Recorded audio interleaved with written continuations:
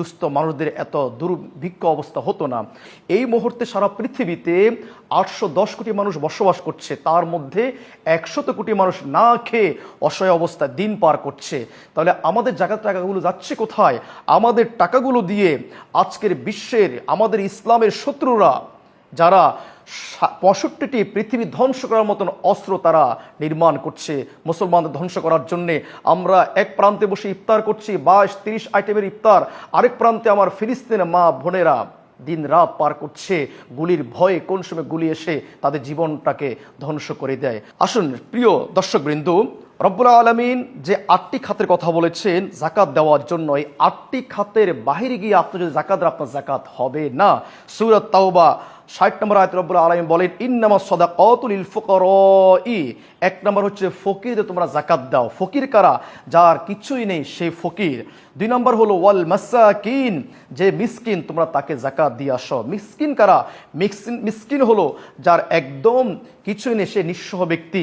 আজকে আমাদের সমাজে অনেক ব্যক্তি দেখা যায় হাত পাততে পারে না, তবে সে দৈনিক চলাফেরা করতে পারে। এই সকল ব্যক্তিদের খুঁজে খুঁজে আপনারা তাদের ঘরে জাকাতের পান টাকা দিয়ে আসবেন।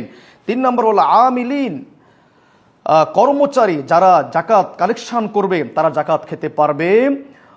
4 নম্বর হলো ওয়াল মুআল্লাফাতি কুলুবুহুম, ইসলামের প্রতি আকৃষ্ট অন্তরগুলা যারা ইসলাম গ্রহণ করলে, অমুসলিম যারা আছেন তারা ইসলাম গ্রহণ করবে, তাদেরকে বন্দোবস্ত করে দেওয়ার পিছনে ইসলামে জাকাতের টাকা পান খরচ করা যাবে। 5 নম্বর হলো ওয়াফির রিকাব, দাস মুক্তি করা।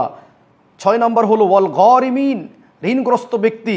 আজকে আমাদের সমাজ দেখা যায় অনেক মানুষ ঋণগ্রস্ত অবস্থায় আছে, এই সকল ব্যক্তিকে আপনার জাকাতের টাকা দিয়ে আপনি তাকে ঋণ মুক্ত করতে পারেন।